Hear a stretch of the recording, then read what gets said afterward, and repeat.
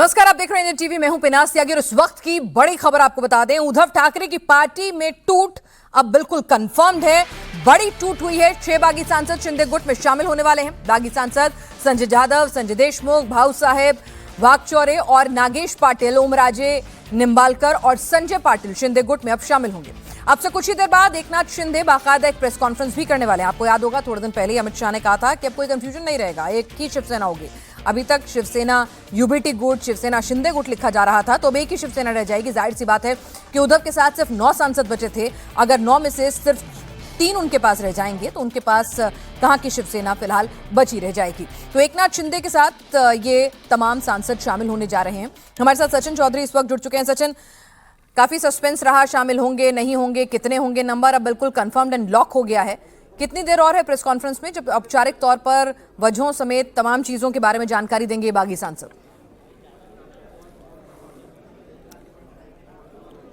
करीब और आधे घंटे का समय लग सकता है।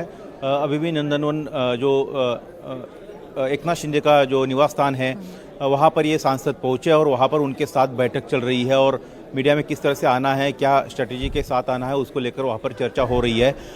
सबसे पहले इस वक्त मैं आपको थोड़ी सी तस्वीरें यहाँ पर दिखाना चाहूँगा कि देखिए, मंच पर ये 9 कुर्सियाँ लगी है, जिसमें 6 तो बागी सांसदों की होगी, फिर एकनाथ शिंदे और श्रीकांत शिंदे जो ग्रुप लीडर है उनकी होगी। तो यहाँ पर मंच सज चुका है, बस अभी ऑफिशियल उनकी प्रेस कॉन्फ्रेंस में घोषणा होनी बाकी है।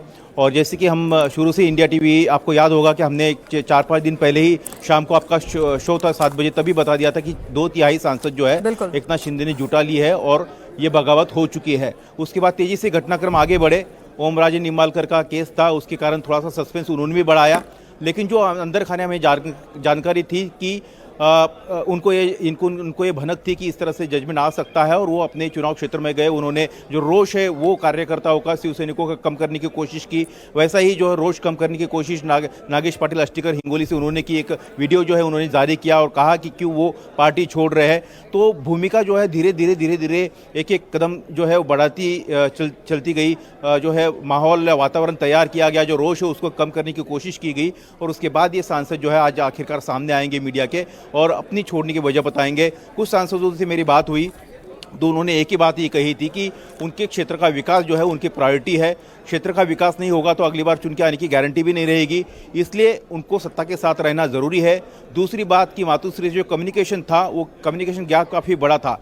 पहली जब टूट हुई, शिंदे जो है छोड़कर गए 40 विधायकों के साथ और 13 सांसदों के साथ, उसके बाद भी सांसदों का या फिर जो नेता है उनका कहना है कि उस रवैये में फर्क नहीं आया। कम्युनिकेशन गैप जो था वो यूं का यूं बना रहा और वही खास एक वजह रही कि ये सांसद जो है एकनाथ शिंदे से ज़्यादा जो है अटैच इनके होते गए और उद्धव ठाकरे से दूर होते गए।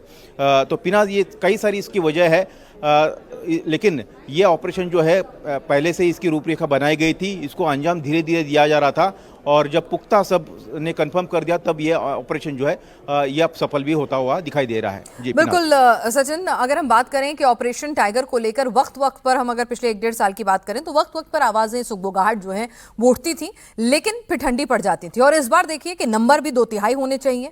बिल्कुल श्योर शॉट कंफर्म करने के बाद ही जो है वो इस बात को लेकर बीजेपी की बात करें, एकनाथ शिंदे की बात करें, सभी लोग जो है कंफर्म हो लेना चाहते थे। लेकिन यहां पर अगर हम बात करें तो सत्ता के साथ होना या फिर उद्धव से नाराजगी, क्या भारी पड़ गया इनका फैसला लेने में? क्योंकि ये वही सांसद हैं सचिन, जब पहली बार फूट हुई थी शिवसेना ने तब ये उद्धव के साथ बने रहे थे, ये वही विधायक हैं। देखिए, नाराजगी और कम्युनिकेशन गैप और वहाँ पर मान सम्मान न मिलना ये प्रमुख कारण फिलहाल जो है वो दिखाई देता है और उसके साथ साथ सत्ता में बने रहना। क्योंकि ये सांसदों को अगर उद्धव ठाकरे का साथ छोड़ना था, अगर जो आरोप लगाए गए थे कि पैसे दिए गए, 50 खोखे का आरोप लगाया गया था, तो तब भी इन सांसदों के पास ऑफर था। ये सांसद तब भी जो है एकनाथ शिंदे के साथ ज्वाइन हो सकते थे। जब पहली टर्म में हमने देखा कि 2024 के पहले चुनाव से पहले इनके 18 सांसद थे और 18 में से 12 सांसद जो है पहले एकनाथ शिंदे के साथ गए और चुनाव से कुछ समय पहले जो है वो रविंद्र वायकर जो मुंबई से जो है वो उनके साथ जुड़े। तो ये जो सांसद थे इनके पास ऑफर पहले से भी थी। जो आरोप अभी लगाया जा रहा है कि पैसे जो है इनको दिए जा रहे हैं, फंड या इस तरह के जो है पैसे दिए जा रहे हैं, तो ये उनके पास ऑफर पहले भी थी, लेकिन कम्युनिकेशन गैप जो है काफ़ी ज़्यादा बढ़ता गया। जैसे कि सांसदों के उदाहरण मैं आपको बता दूं कि नागेश पाटिल अष्टीकर, इनकी जब पत्नी का देहांत हुआ था तो उनके पत्नी के देहांत के बाद उद्धव ठाकरे ने एक मराठवाड़ा का दौरा भी किया था, लेकिन वो नागेश पाटिल अष्टीकर के घर पे नहीं गए थे, उन्होंने वहाँ पे सांत्वना नहीं दी गई थी। ये भी मलाल उनके मन में था कि हमारे नेता आए लेकिन जो पारिवारिक सुख दुख है उसमें वो शामिल नहीं होते हैं।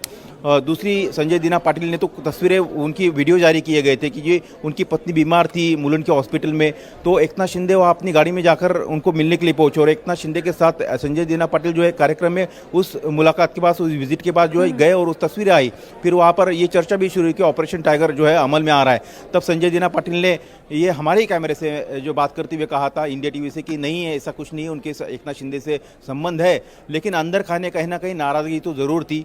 शिंदे के साथ ये लोग अटैच हो रहे थे तो ये बात तो ज़रूर है कि उनको मातोश्री तक उनकी रीच नहीं है या उनको आसानी से प्रवेश या आसानी से संपर्क नहीं हो पा रहा था। सचिन, जब आप और मैं बात कर रहे थे, जब आपने सबसे पहले इंडिया टीवी के दर्शकों के लिए खबर ब्रेक की थी कि इस तरह से बागी सांसद जो हैं उद्धव का साथ छोड़ने वाले हैं, सांसदों के नाम भी बताए गए थे, सबसे पहले हमने इंडिया टीवी पे जब ये खबर दिखाई थी तो जो उद्धव के एटीट्यूड के बारे में बात हुई थी कि जब मीटिंग बुलाई उन्होंने अगले दिन और जब सांसदों की अनुपस्थिति रही तो उन्होंने कहा जिसको छोड़कर जाना है चला जाए, रादर देन दिस कि भाई क्यों जा रहे हो, क्या वजह है, आइए मिल बैठकर बात करते हैं। तो वो एरोगेंस बरकरार रही। वो तो बात की बात है जब उन्हें लगा कि नहीं मामला गंभीर है, फिर आदित्य ठाकरे, उद्धव ठाकरे की टोन बदलनी शुरू हुई।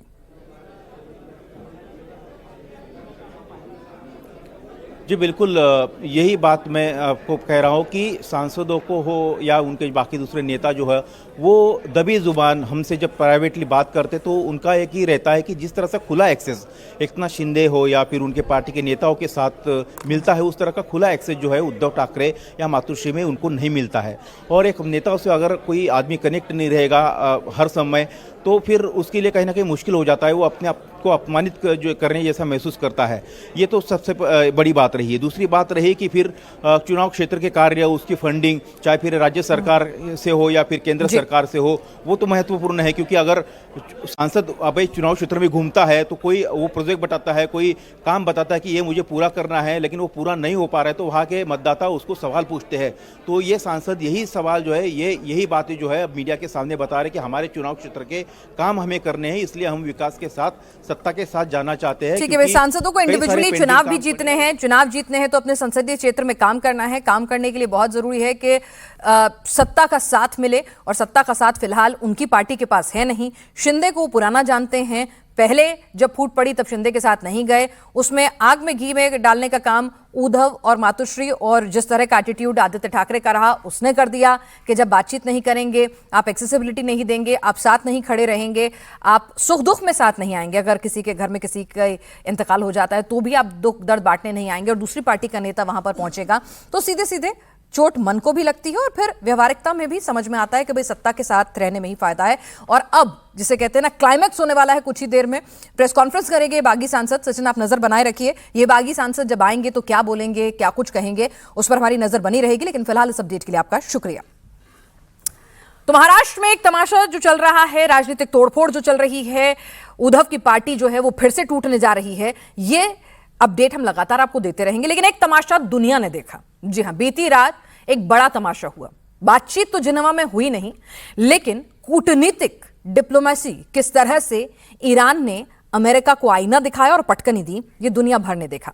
पाकिस्तान खुद को अमेरिका और ईरान के बीच बड़ा मध्यस्थ बता रहा था, लेकिन जब कैमरे ऑन हुए और ईरान ने अपनी चाल चली तो उसकी सारी की सारी औकात और धमक धरी की धरी रह गई। ईरानी डेलीगेशन मीटिंग हॉल छोड़कर बाहर निकल गया। शहबाज शरीफ के चेहरे का रंग उड़ गया और आसिम मुनीर के हाव भाव बता रहे थे कि मामला हाथ से फिसल रहा है। ट्रंप की धमकी आई और ईरान ने जवाब बातचीत से नहीं बल्कि वॉकआउट से दिया। दुनिया को बताया ऑन कैमरा कि देखिए ईरान की यह हैसियत है। अमेरिका का डेलीगेशन इंतजार करता रहा, उनके उपराष्ट्रपति वहां बैठे रहे, हाथ मिलाने के लिए आतुर थे, लेकिन ईरान का डेलीगेशन आया, शहबाज शरीफ के सामने मुलाकात की और सीधे चलता बना। शहबाज शरीफ कोशिश करते रहे हाथ पकड़ने की कि भाई आइए आइए, जरा आ तो जाइए, फोटो तो खिंचा लीजिए। देखिए जरा, चेहरे साफ बता रहे जेडी वांस के वो हक्का बक्का रह गए। उन्हें समझ में नहीं आया कि आखिर अमेरिका जैसी सुपर पावर के साथ एक इतने बड़े मंच पर, जिस पीस डायलॉग पर पूरी दुनिया की निगाहें टिकी हुई हैं, जिसके लिए वो स्पेशली फ्लाई डाउन करके आए हैं, वहां ये सब कुछ भी हो सकता है। अरागची समेत ईरानी डेलीगेशन की वॉकआउट करने से शहबाज शरीफ के चेहरे का रंग कैसे उतरा, जरा अपनी टेलीविजन स्क्रीन पर देखिए। चेहरा लाल पड़ता जाता है और किस तरह से उन्हें कुछ समझ में नहीं आ रहा। एम्बैरसमेंट है, टेंशन साफ नजर आ रही है। इधर उधर देखते हैं, बगल में खड़े आर्मी चीफ आसिम मुनीर की तरफ इशारा करते हुए उनसे कुछ बताते हुए नजर आते हैं। समझ नहीं आता कि कैसे बताएं। छाती पीट पीट कर जिस मध्यस्थता का दावा कर रहे थे, अपने आप को बहुत बड़ा, जिसे कहते हैं ना, डील ब्रेकर बता रहे थे और ईरान के साथ बातचीत के लिए राजी करने के लिए कह रहे थे कि हम ही हैं वो जो ईरान से बातचीत कर सकते हैं। और बाकायदा जब डिक्लेरेशन हुआ तो उसमें उनके नाम का, कतर का, पाकिस्तान का, दोनों का बतौर मीडिएटर जो है जिक्र भी हुआ और उनके सहयोग की सराहना भी हुई। लेकिन जरा देखिए कि क्या हुआ। इसके बाद अमेरिकी उपराष्ट्रपति जेडी वैंस की नजर जैसे ही शहबाज मुनीर पर पड़ती है, वो समझ जाते हैं कि मामला गड़बड़ है भाई। उन्होंने शहबाज और मुनीर के हाव भाव से परेशानी साफ देखी। फिर वैंस उनकी तरफ जाते हैं और शहबाज मुनीर के कान में कुछ कहने लगते हैं। इसके बाद तीनों काफी देर तक बात करते रहते हैं और वैंस समझ जाते हैं कि भाई हुआ है तो क्या हुआ है, खेल हो गया है। अब वैंस, जाहिर सी बात है, अमेरिका के पास पूरी जिम्मेदारी थी कि भाई पाकिस्तान को कहा गया था कि आपको एग्जीक्यूट करना है और आप बहुत कॉन्फिडेंट नजर आ रहे थे, लेकिन कराई क्या आपने? सिर्फ इंटरनेशनल बेइज्जती। हमारे साथ खास मेहमान, इस वक्त पूरा पैनल जुड़ चुका है कि भाई आखिर यहां से अगर कूटनीतिक लिहाज से देखें तो अमेरिका के लिए कितना बड़ा सेटबैक है, युद्ध के लिहाज से देखें तो युद्ध कहां जाता दिख रहा है, और पाकिस्तान जो लगातार इस डील के लिए अपने आप को बहुत बड़ा डील ब्रेकर कह रहा था और अपने लिए एक इंटरनेशनल प्लेटफॉर्म पर कुछ रिकॉग्निशन चाह रहा था, उसके लिए कितना एम्बैरेसिंग सिचुएशन है। इन तमाम पहलुओं पर बातचीत करेंगे। हमारे साथ मेजर जनरल ए.के. सिवाच इस वक्त डिफेंस एक्सपर्ट जुड़ चुके हैं। अंकित अवस्थी हमारे साथ न्यूज एनालिस्ट इस वक्त हैं। फखर यूसुफजई, वरिष्ठ पत्रकार, पाकिस्तान से हमारे साथ जुड़ रहे हैं। प्रमीत मकोड़े हमारे साथ अध्यक्ष A4H अमेरिका से लाइव जुड़ रहे हैं। सैयद आसिफ रिजवी ईरान से हमारे साथ इस वक्त जुड़ रहे हैं, मिडल ईस्ट मामलों के एक्सपर्ट हैं। और आसिफ रमीज दाऊदी, जियोपॉलिटिकल एनालिस्ट हमारे साथ सऊदी से इस वक्त लाइव जुड़ रहे हैं। फखर साहब, तस्वीरें तो आपने भी देखी होंगी, मतलब क्या हो गया? मतलब मुनीर साहब और शहबाज शरीफ तो हक्का बक्का रह गए। टेंशन साफ दिख रही थी, चेहरा लाल पड़ गया था, हाथ खींच खींच कर ला रहे थे, लेकिन कोई आने को राजी नहीं हो रहा था। बहुत बेइज्जती हो गई है तो। और अमेरिका तो बहुत नाराज होगा भाई, आप पे भरोसा किया था, पूरे पैसे दिए जा रहे थे, डील ब्रेकर तो नहीं हो पाए आप। Thank you very much Penaz. Basically ये ऐसे नहीं है कि पाकिस्तान, वहां पे कतर के प्राइम मिनिस्टर थे, पाकिस्तान के प्राइम मिनिस्टर थे, अमेरिका के वाइस प्रेसिडेंट थे और ट्रम्प के एडवाइजर थे। बाकिर कालिबाफ बड़े इंपॉर्टेंट आदमी है ईरान से, और उसके साथ साथ अब्बास अराक्ची और उनका डेलीगेशन इंक्लूडिंग द इस्माइल बकाई जो स्पोक्स पर्सन है उनके, उनका भी जो अभी स्टेटमेंट आया है, मेरे ख्याल आपके शो से कुछ देर पहले इस्माइल बकाई कह रहे हैं कि भाई टेक्निकल जो हमारी असिस्टेंट्स या डायलॉग्स हैं वो आज होने हैं, मंडे को ये जारी रहेंगे। और ये उनका कहना है, ना ये पाकिस्तान से कोई कह रहा है, ना ये दोहा से कोई कह रहा है। तो वो कह रहे हैं कि ये सिलसिला जारी रहेगा। और जहां तक बात है, देखें, ईरान को एक कमरे में लाकर साथ बिठाना, मेरे ख्याल में ये सबसे मुश्किल काम है। मैं पाकिस्तान पे बड़ा क्रिटिसिज्म करता हूं और करता रहूंगा। जो गलत पॉलिसी जितनी भी हमारी एस्टैब्लिशमेंट की हो या हमारी गवर्नमेंट की हो, वो बिल्कुल, वो मेरा काम है कि मैं उसको हाईलाइट करूं। बट द थिंग इज कि उनको साथ बिठाना एक मुश्किल काम था। हाँ, परेशान बिल्कुल थे, आपकी बात दुरुस्त है, हम तो खुद वहां नहीं थे, लेकिन जैसे आप लोग भी टीवी चैनल्स पर देख रहे थे, हम भी देख रहे थे, और मेरे ख्याल दुनिया भर का मीडिया उधर फोकस था बर्गनस्टॉक के उस रिजॉर्ट्स के ऊपर जहां पे ये डायलॉग्स चल रहे थे। और फिर हाथ नहीं मिलाया गया, उन्होंने कहा ग्रुप फोटो जो होना है वो भी हम नहीं बनाएंगे।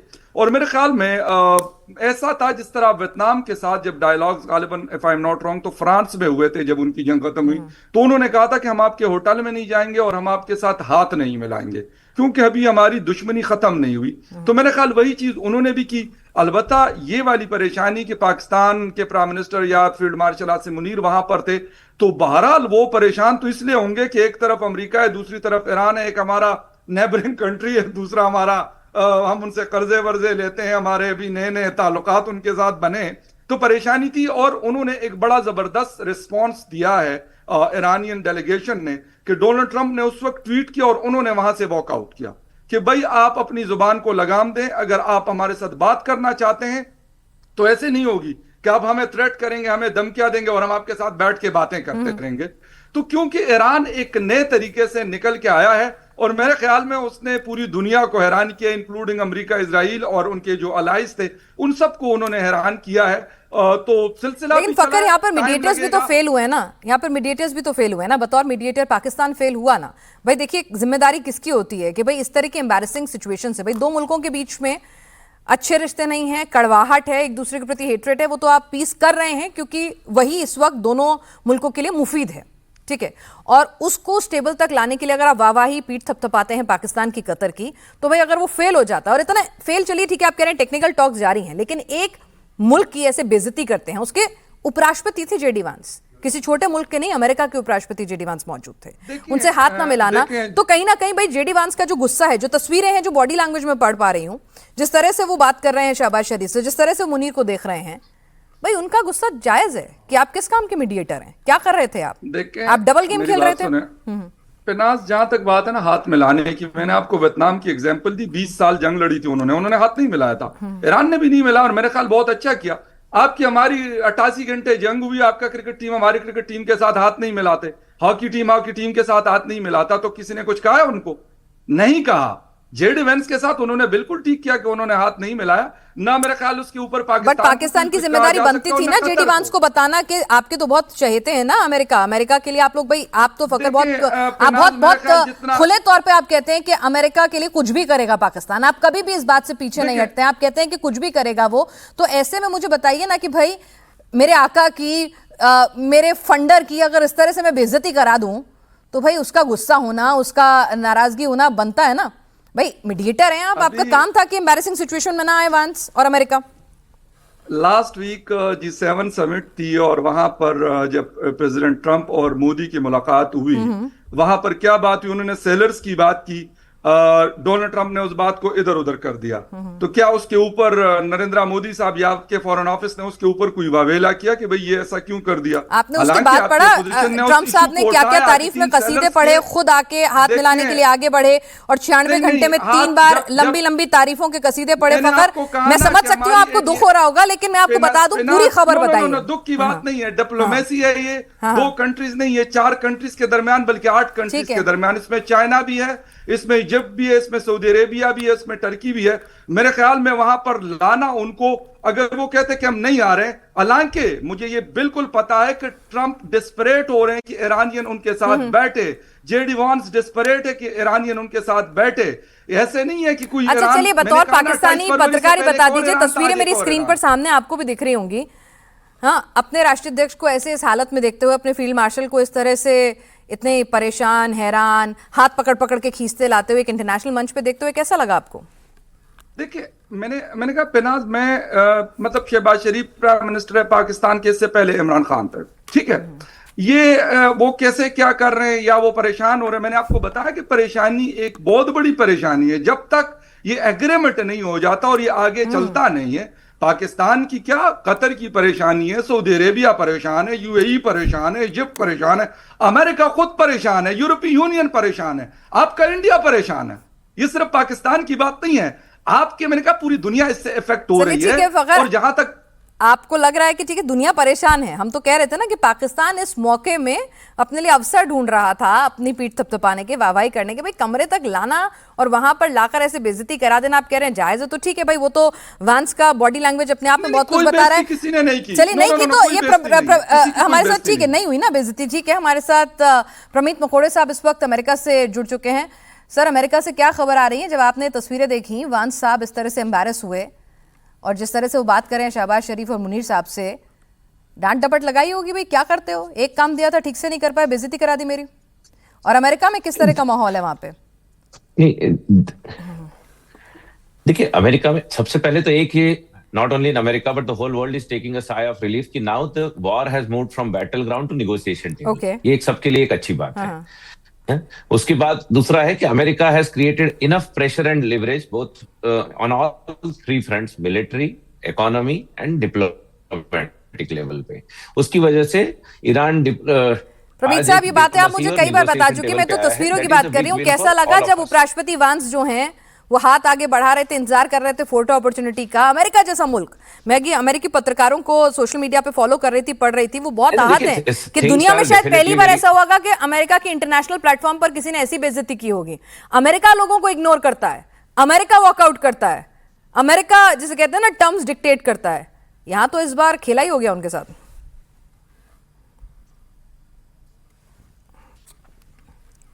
देखिए, ये ये थिंग्स आर डेफिनेटली फ्रेजाइल। ये ना आपके जो मीडिया है या अमेरिकन मीडिया है या दुनिया की मीडिया यही कह रही है कि things are fragile and we have to walk a very tight rope for next almost 2 to 3 weeks before we see the clear road map that will emerge in next 60 days for a long term.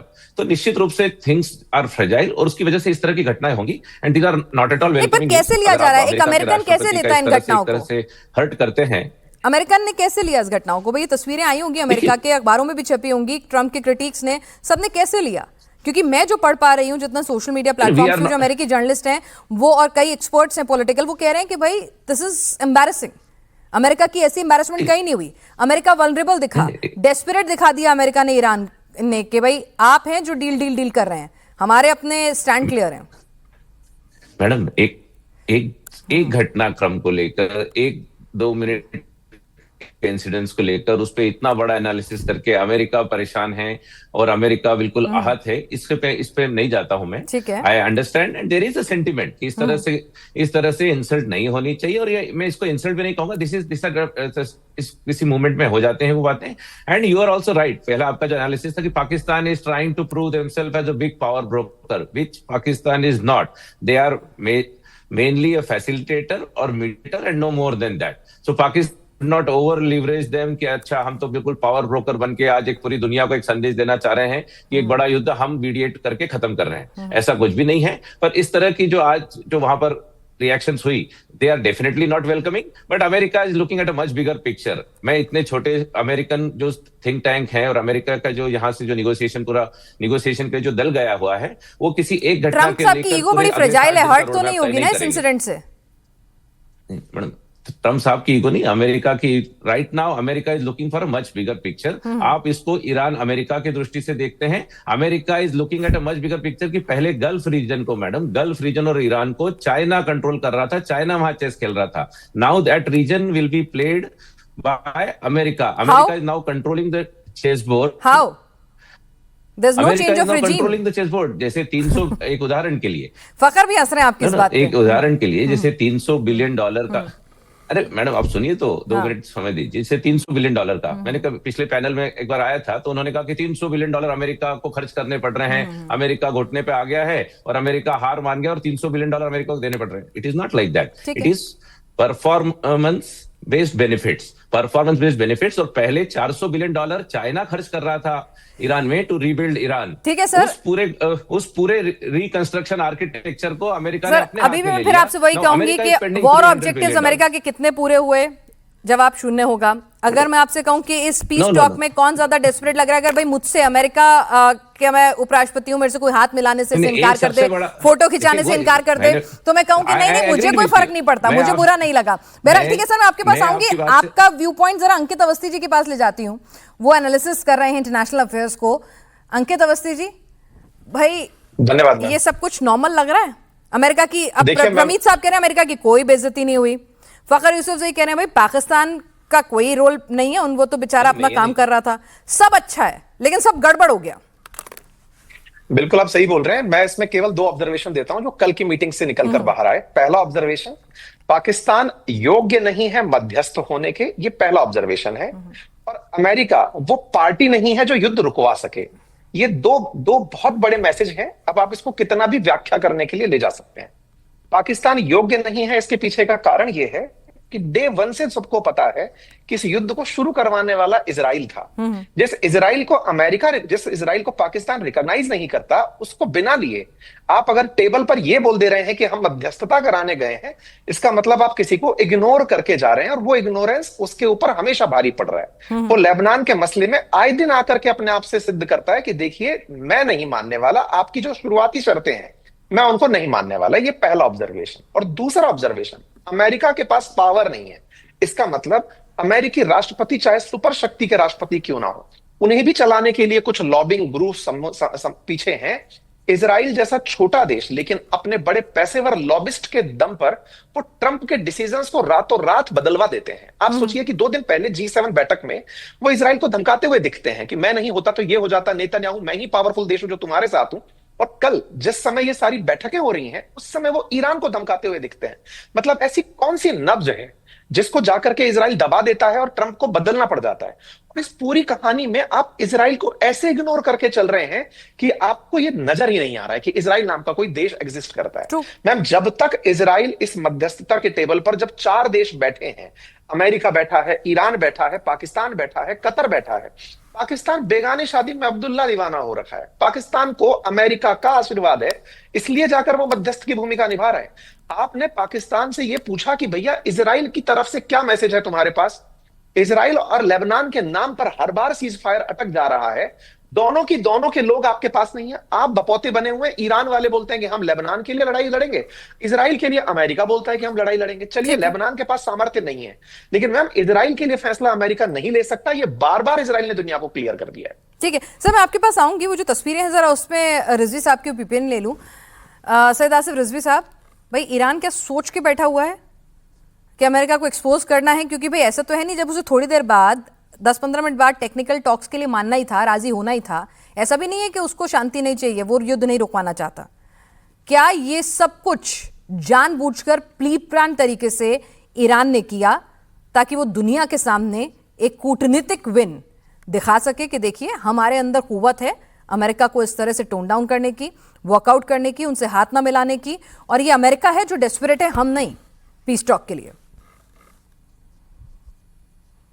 जी पिनाज जी, बहुत शुक्रिया कि आज आपने जोड़ा मुझे। देखिए, इस तमाम जो घटनाएं घटी हैं उसमें ये समझना बहुत जरूरी है कि ईरान ने लेसन तो अच्छे से टीच किया। किस तरह से बातें की जाती है, किस तरह से डिस्कशन किया जाता है, इसका तरीका सलीका ईरान ने बहुत कायदे से पहले भी सिखाया और फिर सिखाया इस वाले मीटिंग में। देखिए, ये जो जितना ये हटदर्मी करना था ट्रम्प साहब को, आप देखिए ना, ये कहाँ का, ये अंधेर नगरी चौपट राज जिसको कहते हैं वो यही तो है। भाई, आप एक तरफ से डिस्कशन कर रहे हो, आप टेबल पे बैठते हो, उधर से अटैक कर देते हो फर्स्ट टाइम, फिर आप टेबल पे बैठे जिसमें ओमान मध्यस्थता कर रहा था, फिर आपने अटैक कर दिया। अब आप टेबल पे फिर बैठा रहे हो, सारी दुनिया का जो है कि टेंशन क्रिएट हो रहा है और अर्थव्यवस्था खराब हो रही है और आइए डील कर लीजिए, माफी तलाफी, हाथ पैर जोड़ना, सब करके आपने बुलाया कि चलिए बैठ जाइए। और बैठाने के बाद अब आप जो है वहां फॉक्स न्यूज को जो इंटरव्यू दे रहे हैं या जो ट्वीट कर रहे हैं, उसमें कैसे लैंग्वेज का इस्तेमाल कर रहे हैं, किस तरह से इसको जस्टिफाई किया जाए। आप कह रहे हैं कि आप घर नहीं पहुंच पाओगे, हम आपको टेरर कर देंगे, हम आपको असैसिनेट कर देंगे। ये कहाँ का कानून है, आप ये बताइए। तो मैं 2 चीज बताऊंगा। नहीं तो फिर उसके बाद टेक्निकल टॉक के लिए राजी क्यों हो गए? नहीं, फिर अगर इतनी ही अकड़ है, इतना ही सेल्फ एस्टीम प्यारा है, तो फिर टेक्निकल टॉक के लिए राजी क्यों ना था? वॉकआउट करना है तो पूरा कीजिए, कहिए बस बहुत हो गया, अभी और तमाशा नहीं। बेवकूफ बना रहा है अमेरिका हमारा। युद्ध से तो डर आपको भी लग रहा है ना सर? जी, डरता कौन है, डरा कौन है, बहुत अच्छी तरह से इस युद्ध में ईरान ने समझा दिया है। और दूसरी चीज ये देखिए, डिप्लोमेटिक तरीका ये होता है, ईरान पे ये इल्जाम लगाया जाता है, एक प्रोपेगेंडा चलाया जाता है, एक नैरेटिव बनाया जाता है कि ईरान मार चाहता है। ईरान ने दिखाया कि देखो हम बातचीत चाहते हैं। ईरान फिर ये सारी घटना घटने के बाद ईरान ने बताया कि देखो तुम इस लायक नहीं हो, तुम्हारी हैसियत नहीं है, तुम्हारी औकात नहीं है कि हम डायरेक्ट टेबल पे तुमसे बात करें। हम दोबारा मीडिएटर रखेंगे, जिसको इन्होंने कतर और पाकिस्तान को दोबारा उनके जरिए से बातचीत को कहा कि आगे बढ़ाया जाए। एक बहुत अच्छा संदेश है। ईरान बताना चाहता है कि देखो तुम 40 साल से जो जुल्म कर रहे हो हमारे ऊपर, जो लड़ाई, सैंक्शंस वगैरह ये थोपे जा रहे हो, उसके बाद आके इस तरह से हमला कर दिया, इस तरह से वार कर दिया। तो ये ईरान दिखा रहा है, ये टैक्टिकली जो है ये ईरान बहुत अच्छा खेल खेल रहा है। तो ईरान खेल रहा है, इसमें कोई दौरा नहीं। और इस खेल में बेचारे पाकिस्तान को भी आप फंसवा रहे हैं। नहीं, ईरान खेल रहा है, लेकिन इस खेल में पाकिस्तान को भी फंसवाया जा रहा है कि भाई ठीक है, बेचारे मीडिएटर थे वो, उनसे गले मिले, आप हाथ मिलाए और चलते बने। कितनी मुश्किल सिचुएशन में डाल गए उन्हें। सोचिए अमेरिका कितना नाराज होगा, क्या कुछ कहा जाएगा। तो आपने तो अपने मीडिएटर का भी लिहाज नहीं रखा। ये कैसी तरीका है, ये कौन सा खेल है? बहरहाल हमारे साथ इस वक्त मैं आपके पास आऊंगी। हाँ बोलिए। एक पॉइंट बहुत काबिले गौर है कि हम उसको पाकिस्तान को चाहे तोता कहें, चाहे चिड़िया कहें, चाहे मैना कहें, चाहे कबूतर कहें, चाहे पोस्टमैन कहें, लेकिन मैंने हिस्ट्री में कभी नहीं देखा कि पाकिस्तान ने जो साइन किया है इसमें पोस्टमैन का काम साइन करना नहीं होता है। इसका मतलब पाकिस्तान ने कहीं ना कहीं अपनी जो है हैसियत बनाई है, और पाकिस्तान ने जो साइन किया है ये एक बहुत बड़ा संकेत दे रहा है तमाम कंट्रीज के लिए, सर तमाम अगर मुल्क के हैसियत थी लिए। तो फिर और इतनी हैसियत रखते ईरान ना ने भी कि उसकी अराक्ची लाज साहब को रखी है, कहते ये मानना पहले ही पड़ेगा। बातचीत कर लेते, कोई दिक्कत नहीं, अच्छी बात है, हैसियत बनाई है, पीठ थपथपाना बनता है अगर आप ये पीस टॉक करा दें।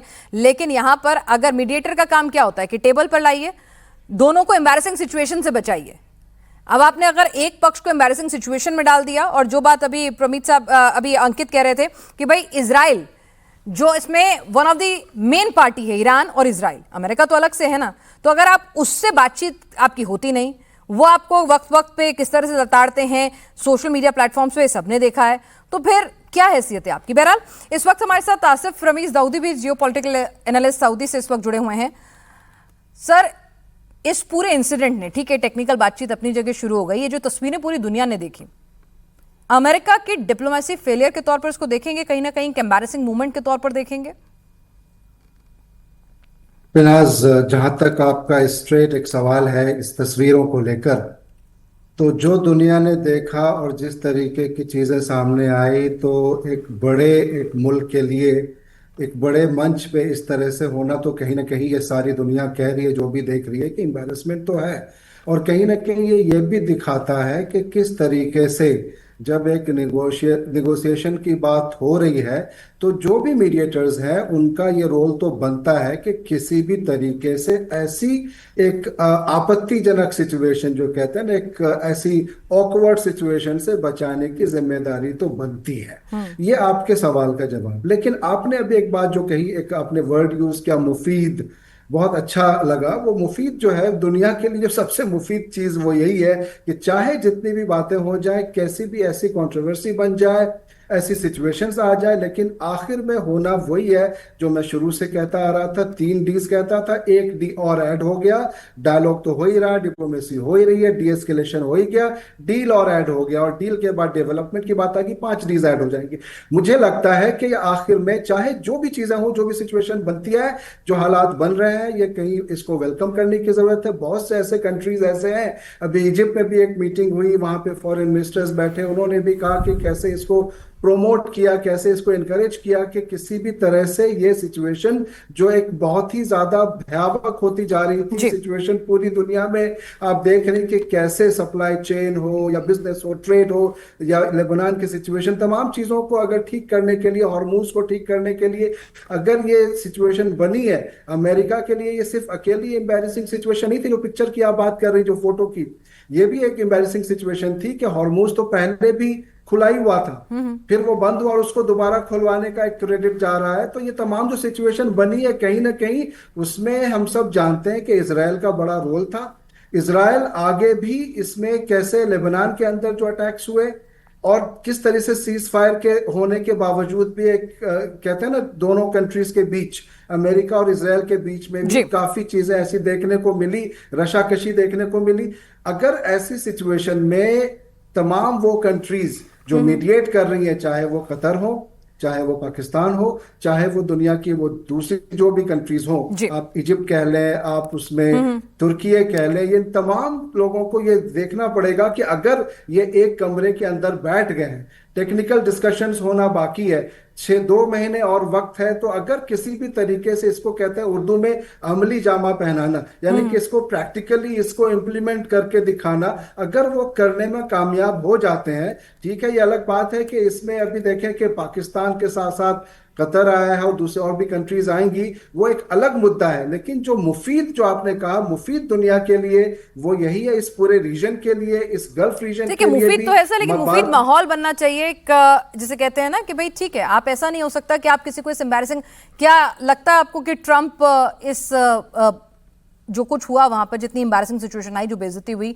उसको भूल जाएंगे, लेट इट गो कर देंगे, कहीं ना कहीं ये मीडिएशन के, बातचीत के आड़े नहीं आएगा? मेजर जनरल AK सिवाच हमारे साथ इस वक्त जुड़े हुए हैं, डिफेंस एक्सपर्ट हैं। सर आपने बहुत सारी नेगोशिएशंस, डील्स, इस तरह के इंटरनेशनल डिप्लोमेसी को देखा होगा। जो तस्वीरें हमने देखी हैं अभी बीती रात से, क्या उसमें मीडिएटर पाकिस्तान कतर, उनकी इनकॉम्पिटेंस नहीं झलकती? क्या उसमें ईरान की एक एडवांस डिप्लोमेटिक स्ट्रैटेजी नहीं झलकती? और क्या उसमें अमेरिका की बेइज्जती नजर नहीं आती? हाँ बिल्कुल। देखो पिनाज ये है कि जो हुआ, वो तो फिर एंटिसिपेट करना चाहिए था ना पाकिस्तान और कतार ने कि जो ईरान की टीम है वो एक तो हैंडशेक नहीं करेगी और फोटो नहीं कराएगी, कोई नई चीज तो हुई नहीं। इसका मतलब कहीं ना कहीं आपको पता नहीं और एकदम आप पूरा सरप्राइज हो गए। और जेडी वैंस जो एक वाइस प्रेसिडेंट हैं यूएस के, उनको बहुत बुरा लगा, इसमें कोई शक नहीं। तो ये चीज तो पहले ही आपको एंटिसिपेट कर देनी चाहिए थी, ऐसा हो सकता है। तो ऐसी चीज, ऐसी सिचुएशन नहीं होती ना। फिर आपने कहा कि फोटो खिंचाओ, और वो फोटो खिंचाने के लिए तैयार नहीं, हाथ मिलाने के लिए तैयार नहीं। मुझे लगता है कि ये सच्चाई है कि ये जो बातचीत हो रही है, ये इसकी दो बहुत बड़ी आप कमजोर कड़ी है।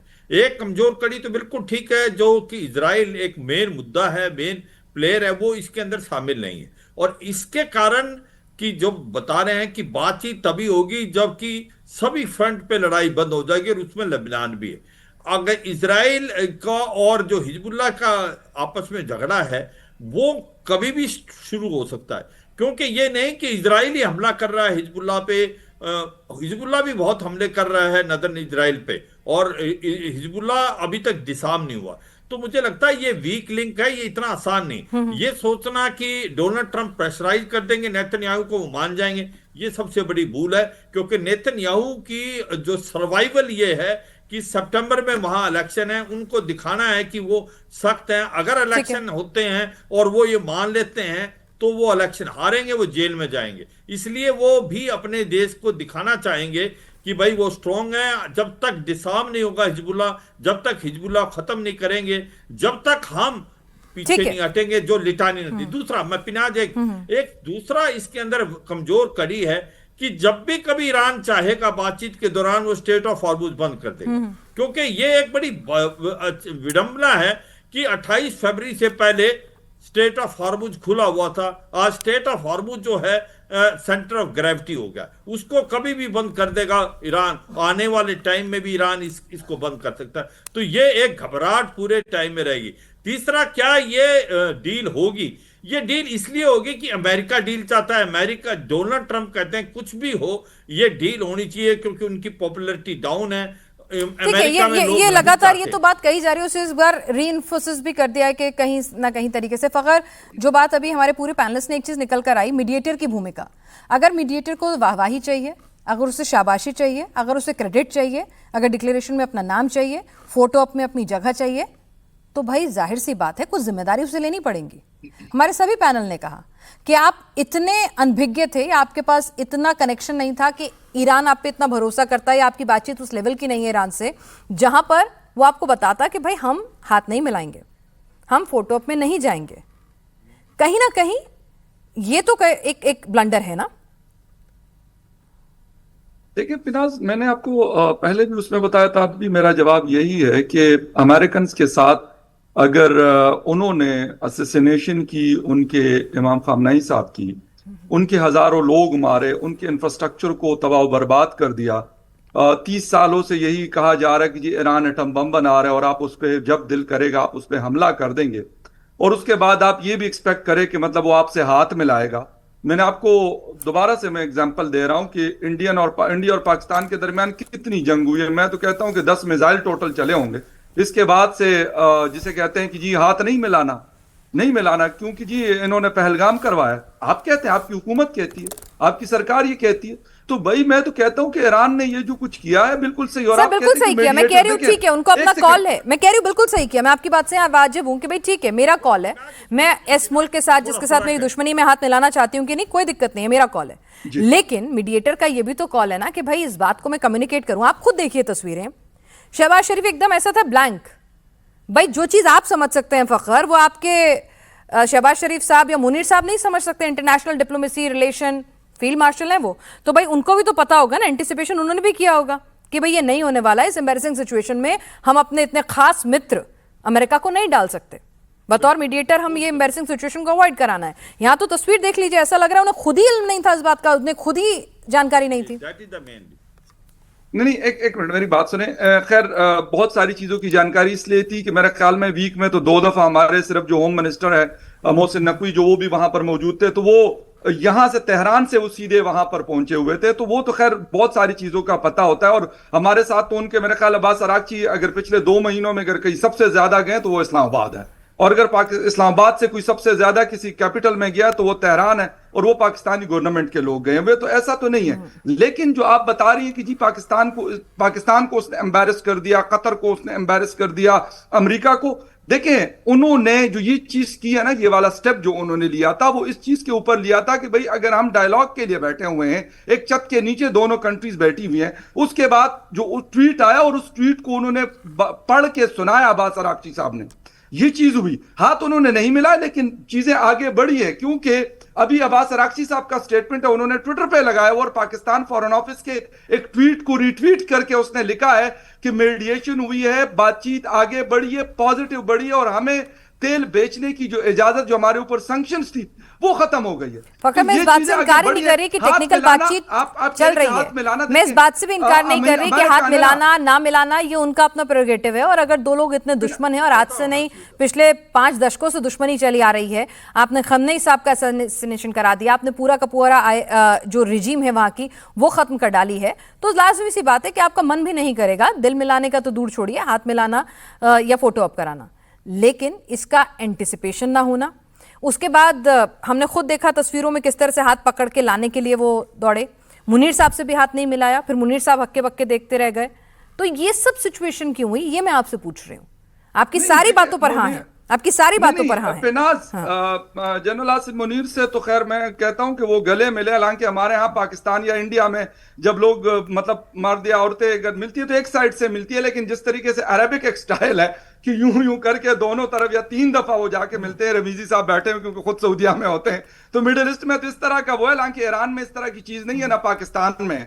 पाकिस्तान में जिस तरह वोटोकोप ने किया या फिर जॉर्ज कोशनर ने किया या जेडी वांस ने जिस तरीके से मिले और फिर तीनों उनके डेलीगेशन के जो लोग उनको मिले, मसला ये नहीं है। मैं कहता हूं कि हाथ मिलाने के अलावा यहां पे बहुत सारी ऐसी चीजें हुई है शायद कोई एक्सपेक्ट नहीं कर रहा था, बल्कि यही मतलब आवाजें आ रही थी स्विट्जरलैंड से भी कि भाई ये बगैर किसी नतीजे के ये मुज़ाकरात खत्म हो रहे हैं और वो उनका जो डेलीगेशन है वो वापस ईरान जा रहा है, लेकिन ऐसा नहीं हुआ। हाथ मिलाना नहीं मिलाया, अगली दफा अगर वो ठीक है सर, अगर इतना हल्का मामला होता ना तो चेहरे की हवाइयां जोड़ी हुई हैं, जो हाथ खींच खींच के लाना था उसकी भी जरूरत नहीं पड़ती ना। अगर इतना कैजुअल है कि मिलाया मिलाया ठीक, नहीं मिलाया नहीं ठीक, जेडी वांस परेशान नहीं दिखते, वो भाग के पकड़ के लाते हुए नहीं दिखते, वहां पर इस तरह से दोनों के बीच में बातचीत नहीं दिखती, तो इतना ये सब नहीं होता। फिर अगर इतना कैजुअल है ना कि हाँ ठीक है मिलाया तो मिलाया, नहीं मिलाया तो नहीं मिलाया, अगर इतना कैजुअल है जितना आप बना रहे हैं इसे। अमेरिका को नहीं कैजुअल की बात नहीं कर रहा, बड़ी फॉर्मल किस्म की वो थी, मतलब बल्कि इंतहाई फॉर्मल थी। मैं ये कह रहा हूं कि भाई अमेरिका को आदत नहीं थी इस तरह की चीजों की। अमेरिका को कभी किसी ने इस तरीके से नहीं घसीटा था जो ईरान ने घसीटा है, वो जंग के मैदान में हो या टेबल पर हो। मैं आपको इस्लामाबाद के डायलॉग्स की बता रहा हूं, जब अप्रैल में हुए थे, यकीन करें कि मतलब वहां पर क्या बातें हो रही थी कि अमेरिकन तैयारी नहीं करके आए थे उस डायलॉग्स में, लेकिन जो ईरान जिस तरीके से तैयारी करके आया था वो अमेरिकन भी उससे शॉक हो गए कि यार ये क्या है। तो मैं ये बता रहा हूं कि ऐसा नहीं है, उन्होंने किया, लेकिन अमेरिका को इसलिए भी ये कोई मतलब वो अनएक्सपेक्टेड है कि अब super power of the world, उसको कैसे कोई डिनाई कर सकते कि उसे हाथ कोई ना मिला, वो भी ईरान जिसके ऊपर हमने। प्रवीण मकुड़े साहब, दुख तो हुआ है और जिसे कहते हैं ईगो हर्ट भी हुई है, तो अब गुस्सा पाकिस्तान पे उतरेगा कि नहीं उतरेगा ट्रंप साहब का, कि भाई तुम्हें इतना खिला पिला के पाल पोस कर इतना बड़ा कर रखा है, तमाम दुनिया के एलिगेशन सहते हैं कि तुम्हें सपोर्ट करते हैं, फंड करते हैं, और तुम इतना भी नहीं संभाल पा रहे हो। नहीं, पाकिस्तान तो को निश्चित रूप से हमेशा अमेरिका टाइट ही रखेगा, और इस मुद्दे पे भी they will get a smack, no doubt about it. कि इस तरह से ये छोटी घटना कहें या बड़ी घटना कहें, आकलन किसी भी प्रकार का आकलन हो, this is not welcoming news कि भाई आप वहां पर जब एज अ निगोशिएटर जा रहे हैं या मीडिएटर जा रहे हैं और इस तरह की एंटिसिपेट नहीं कर रहे हैं, तो ये चीज पे definitely they will get a smack about it, but it is always going to be two step forward 1 step backward. अब देखते हैं 2 स्टेप फॉरवर्ड 1 स्टेप बैकवर्ड करके हम अगले 3 हफ्ते में कहां पहुंचते हैं। Hopefully the world will see a better. चलिए सर, उम्मीद पर दुनिया कायम है और देखते हैं कि भाई ईरान की जो डिप्लोमेसी है कम से कम फिलहाल वो जरा अपर हैंड में नजर आ रही है, पाकिस्तान फिक्स में नजर आ रहा है, तस्वीरें झूठ नहीं बोलती हैं। फखर साहब कुछ भी कहें कि मामला बहुत हल्का था, मिलाया ठीक, लेकिन टेंशन बता रही है कि ऑल इज नॉट वेल। वान साहब ने जो बातचीत कही होगी वो तो बाद में मीडिया के जरिए बाहर आएगी ही। फिलहाल आप सभी इस चर्चा में शामिल हो, आपका बहुत बहुत शुक्रिया।